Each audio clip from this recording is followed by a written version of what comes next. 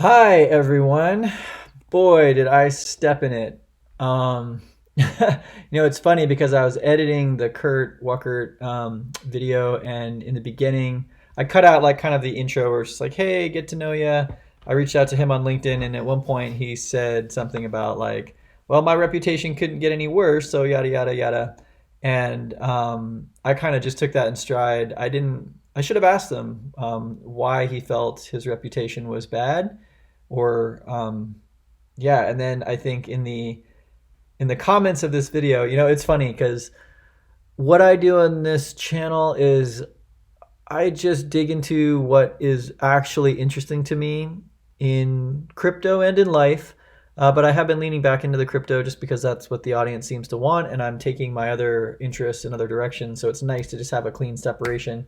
But I'm sincere in that it was a shock to me to learn about the history of Bitcoin's development because up until then, my conception was that Bitcoin was this thing that was created by Satoshi Nakamoto, typo, my apologies, and that he put it into the world. It had the white paper, it had, the London Times article seared into the first block, and that is what the Bitcoin is that we have today. And it was really interesting to learn that that's not really the case. And whether you are for Bitcoin SV or Bitcoin Cash or BTC, or, there's so many different projects that have tried to take the different elements of Satoshi's vision and implement them in some way. The thing that was important to me was to realize that the BTC that we have is, and I'm sorry if this offends you, this is how I feel about it. It is a blockchain with a 3-letter acronym and a story. And there are inherent things about that blockchain that do make it valuable. The fact that there are miners around the world providing the processing power at scales that are bigger than most other networks, that it is a name brand, household name. There's a lot to that narrative that adds up to something that is a good investment vehicle and that is growing over time. All the technicals that we look at, that factors all of it into the price. And that's one of the things that I've been sharing that I believe is that Richard Wyckoff said you don't have to do a huge amount of external analysis because the technicals will, at least in the past, the historical record, they factor in all of the different pieces, and they basically are the thumbprint or the heartbeat of the value, the perceived relative value of an asset. And so BTC, the part for me that was interesting was not so much that BSV is the true Bitcoin, although at a certain point, I was reading this big, it was like a 30 or 40 page white paper that was very scientific and researched. And, I'm smart enough that I can trace back where these things came from. So, I found that on a site that was promoting BSV. You see all this stuff, and then there's a button to buy BSV. Like everyone is marketing their story. And Bitcoin is too, BTC. So the part that was important to me is I came into this space thinking that Bitcoin was Satoshi's brainchild. It was this Trojan horse of potential that would potentially change world finance, liberate people from old systems, decentralize, bring equality. And I don't think that's the case. I don't. And there's a couple reasons why. And I'm going to draw a little bit because I like to draw. And so if you can forgive and excuse me, I enjoyed my conversation with Kurt. You might have old wounds about the Bitcoin fork, the Civil War. Like that's the thing about a Civil War. I walked into that battlefield, like a tourist, just wide eyed, like, whoa, that's interesting. Whoa, what is this person? Whoa, what is this person? And there's people that are still, on this channel and commenting and stuff that were actually out on that battlefield fighting the war. And so that was my digression, was to not fully appreciate how much animosity and emotion there still is here. I came into it saying, "Hey, what is Bitcoin then?" Because Satoshi, the original propagator of these ideas on message boards and with his original code base, I think Kurt is right that Satoshi was more controlling and focused on his vision. And then as it got into that community and more people were saying, oh, well, I want to be a miner and I have my own interests and now I want things structured thusly to incentivize me in participating. And other people were coming in and it went from one person's idealistic vision to now a community of developers that were looking out for their own self-interests. And I'm conspiratorial at heart ever since 9/11 and going down that rabbit hole. I don't fucking believe anything. I don't believe the shit that we're told on television. And I don't believe when you are given, whether it is religion or Bitcoin or political or ideological or even a product, I feel personally that the games that are being played, the capitalist and attention economy games, are how can I get the most people to subscribe to this thing, to buy into this thing, whether it's a system of governing or it's a religion or it's a Bitcoin or whatever. It is trying to attract the attention and energy of people, and very little of it actually adds up to what the story is. The stories are crafted to unlock action in a direction that is going in the intentionality of those that are writing the story. It's a lot of words, but what I'm really trying to get at is to take anything at face value is to forget that there's an author behind the book. And there is always intentionality with authorship.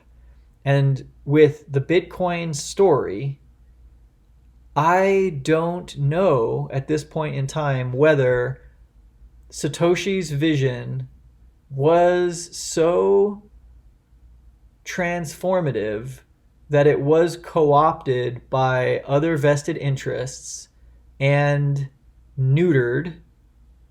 A lot of the power that it could have had, I think, was dissipated because it threatened other parties. And in some of my other research that was just, widespread and independent, it sounds like in the beginning of Bitcoin, there was a certain part where that community was being bullied, being threatened. It got forcibly taken in early directions away from Satoshi's vision. And even when we get to the Civil War period of forking Bitcoin to get back to solving some of the problems about scalability, that was already, half a decade past some of the most important critical moments in Bitcoin's evolution. So I said I was going to draw here. Satoshi, I want to put an S on him. Satoshi has this idea. And the idea is, hey, we can use our distributed network of computing on planet Earth to create a consensus-based ledger that allows for peer-to-peer, trustless transactions.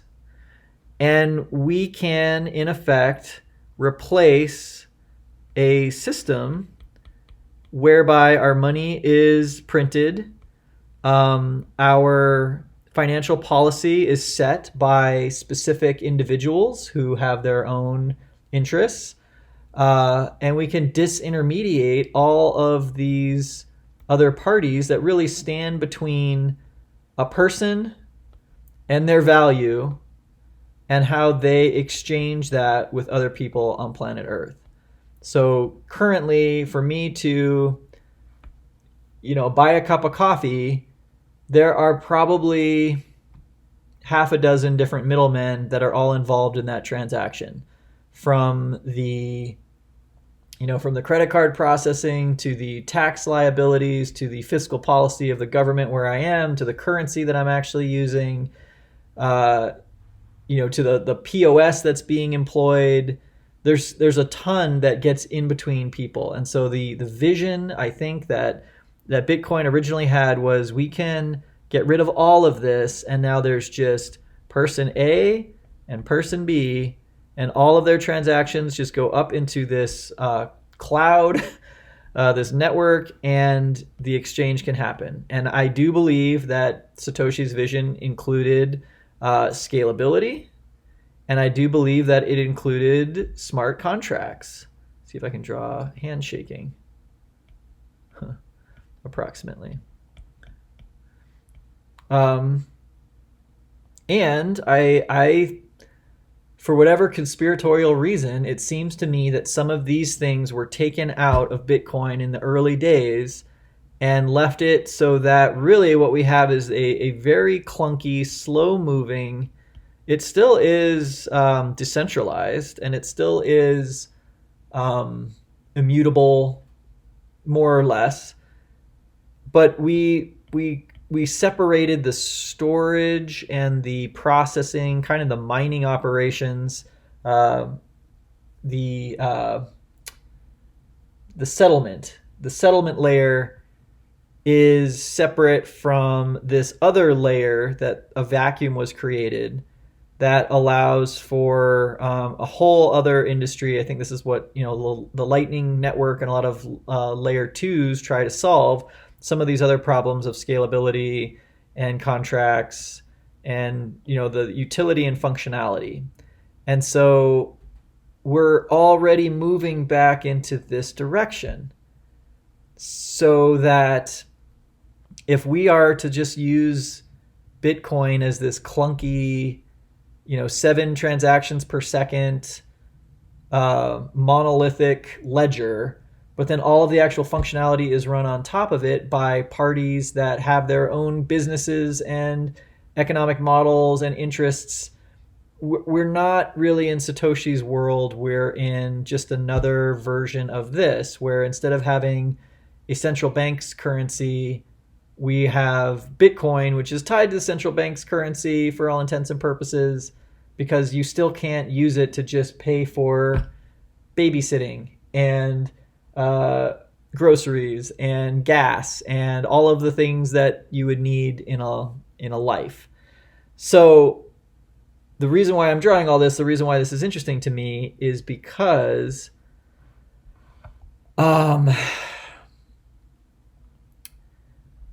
it further emphasizes to me that the Twitter narrative of laser vision and the Bitcoin maxis, laser eyes, that are talking about Satoshi as this power, they are now just in a way moving into, or what they would like to do is move into this role here. And they are screaming about these ideals, but without the system to back it up truly. We're just creating an ecosystem where now power, and I don't think this is happening, but power would be centralized with these other parties who have set up shop in the crypto space. And it just helps me temper my expectations about what this is and what this isn't, because there's a big difference between how I was feeling a couple years ago, that I believed in Bitcoin so strongly as a alternative system, and now I don't see it that way. And this conversation with Kurt was not to say that I already forget the guy's name, Craig, whatever, is Satoshi, BSV is the real answer. I think it's just to point out that the reason there is BSV, and the reason why there is this Craig guy, and the reason why there is a Kurt, and the reason why there is a Bitcoin civil war, is because this is not a unified camp. It is fragmented. It can be fragmented even more.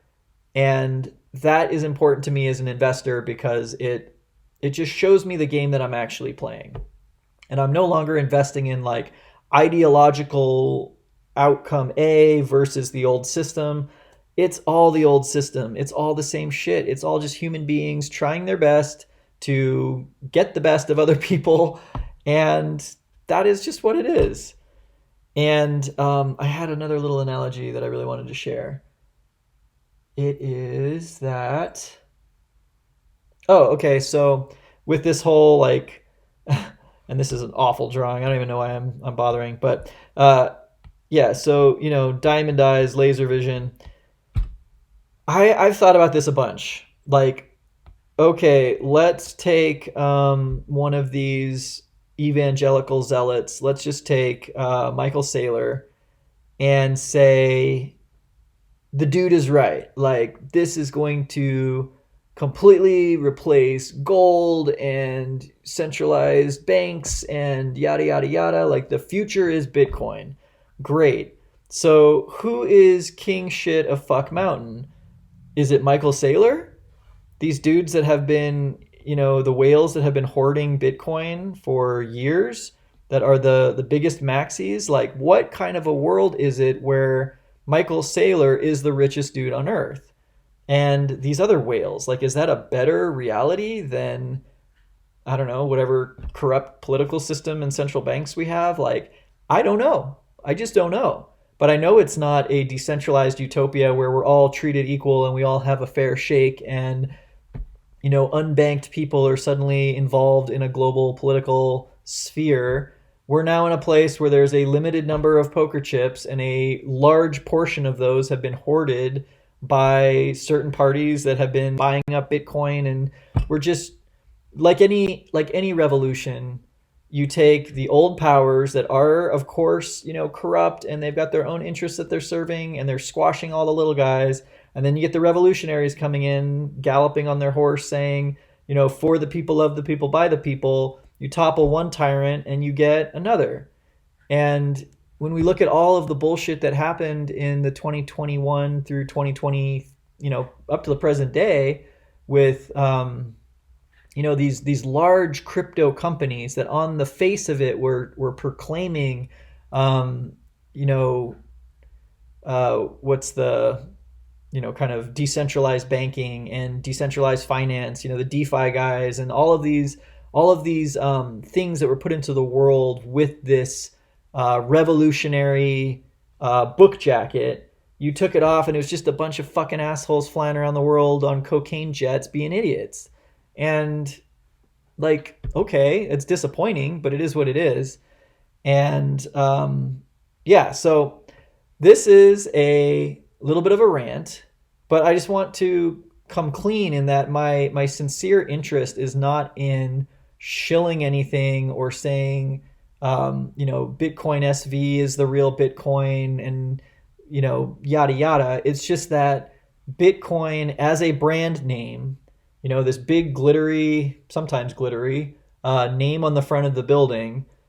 We drive by it. We might, hear stories about it. We might have friends that are really passionate about it. We might put laser eyes on our Twitter profile and start typing in the same kind of rhetoric. But you go into that building and, the wiring isn't that great. The people that have been in there running the show are maybe not the greatest businessmen, maybe not even the greatest developers. Like it is just sort of a human construct.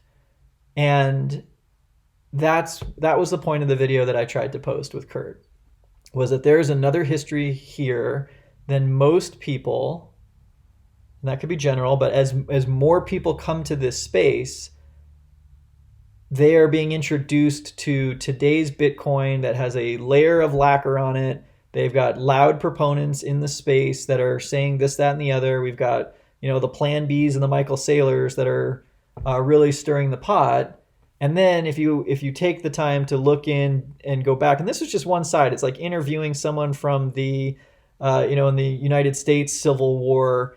It's like, going into, I don't want to say any specific place names, but basically if you're talking to the losing side of the Revolutionary War, you're going to have one story. If you're talking to the winners, you're going to hear another story.